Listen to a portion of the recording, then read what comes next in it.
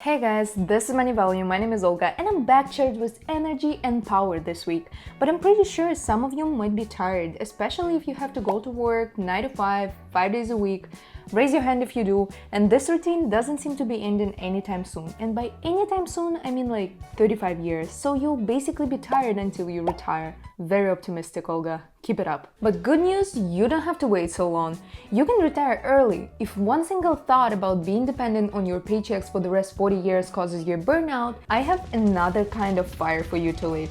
Actually, it really is called FIRE. The letters stand for the words financial independence, retire early. This lifestyle became really popular among millennials in the 2010s. The goal is to reach financial independence and retire early. Easy to guess from the name. They do it by maximizing income and minimizing expenses. And when the passive income brings enough money for living expenses, you're ready to retire. If you don't mind a little downshifting and the whole idea of retiring early sounds appealing, this video is a must for you.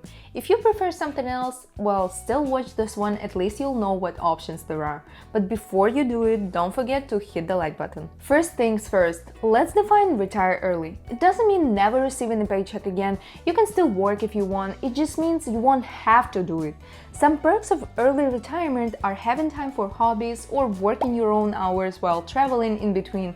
In other words, being financially independent. The very first step would be calculating your net worth. After you figure out that early retirement is for you, you have to realize what you want.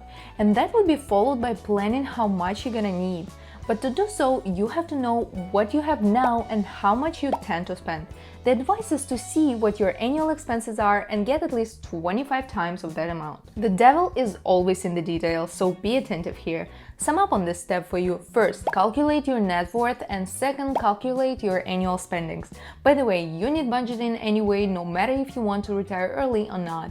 There are apps for those purposes. I've already mentioned them, but once again, these are Mint, Pocket Guard, and Personal Capital. I like the first one more, but you can choose something else. Maybe use another app I haven't mentioned. In that case, feel free to share in the comments. With those apps, it will be so much easier to see how much you spend per year. I cannot stress it enough. Keep track of your finances. When you're done with today's numbers, you need to establish your target number.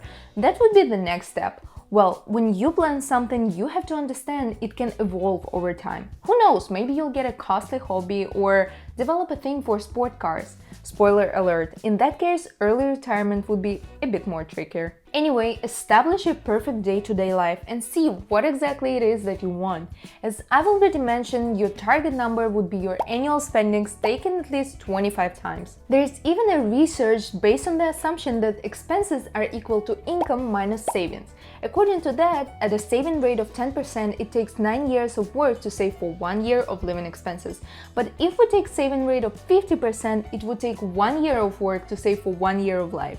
And you'll have just 4 months to save for a year of life in case you manage to save up 75% of your income. Good news here, that's not including investment returns, but we'll talk about it a bit later. Anyway, an early retiree and self-made millionaire, Grant Sabatier, gives advice in the book Financial Freedom: A Proven Path to All the Money You Will Ever Need, where he also shares a formula he used to calculate the target number.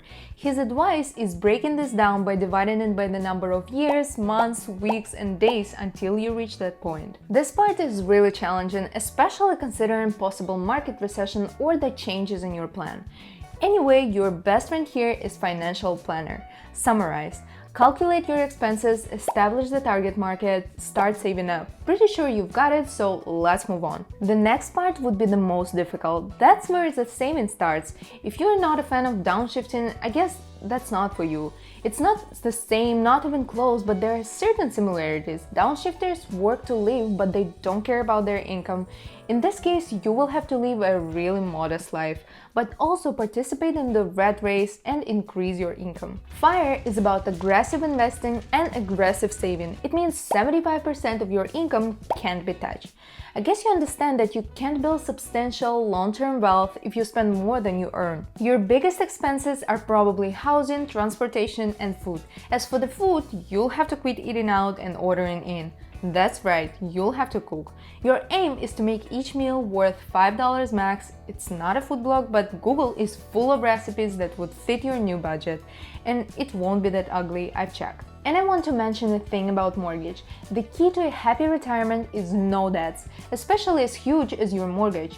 You'll have to deal with it too, as well as with other ones you might have. You will have to live below your means. No coffee from the coffee shop on the corner, no pizza on Friday night, no eating out with your friends.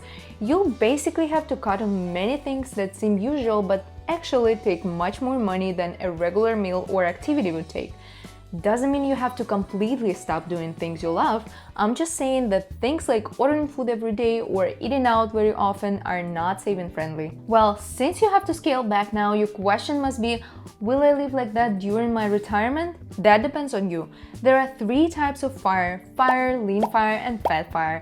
Lean fire means having saved up 25 times the annual expenses and living on a lean budget, on an economy drive. On the plus side, you don't have to work.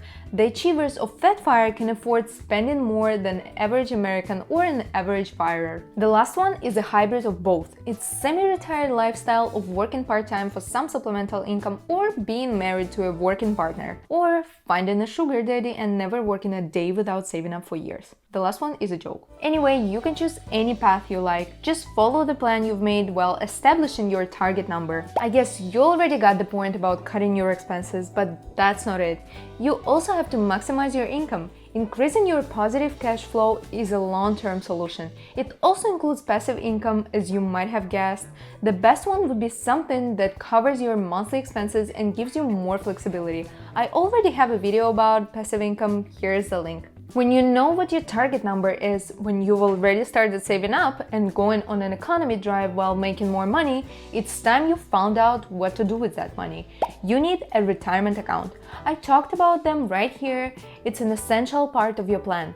Employer-sponsored retirement plans and IRAs provide unparalleled tax advantages and investment growth. In 2021, you can contribute up to $19,500 pre-tax to a 401k and $6,000 to a traditional IRA, for which you can get a tax reduction on your current year tax return. So that's both saving and saving up. The only problem is with withdrawals. You can take any money from your 401k without penalty until you've reached age 59 and a half. That's not crucial. There is also a Roth IRA. Past tax money goes there, but you can withdraw anytime. Be aware that you have to pay taxes and penalties on earnings in your Roth IRA if you withdraw before age 59. Very well. Now we're almost getting to the end. If you have any money left, invest them. When you've maxed out your retirement accounts, move to the brokerage accounts. In that case, you'll be investing directly in the stock market, and obviously you'll be able to cash them out at any time. The safest one is the dividend-paying companies, but don't forget you'll have to reinvest the interest you get. It's called compound interest and would definitely boost your passive income. The last advice would be simple. Don't forget to enjoy the present. You might retire and realize you want to go back to work. Don't let all the years be spent in vain. Enjoy your life while making money and saving up. Find a way to entertain yourself without paying a fortune for that. Some people don't like the lifestyle of austerity and quit the fire. Whatever you do, remember, it's the right choice. And also remember to smash the like button, subscribe, and share this video with your friends. It's the right choice too. Let me know in the comments if you want to try the fire strategy out. Stay safe. I'll see you soon.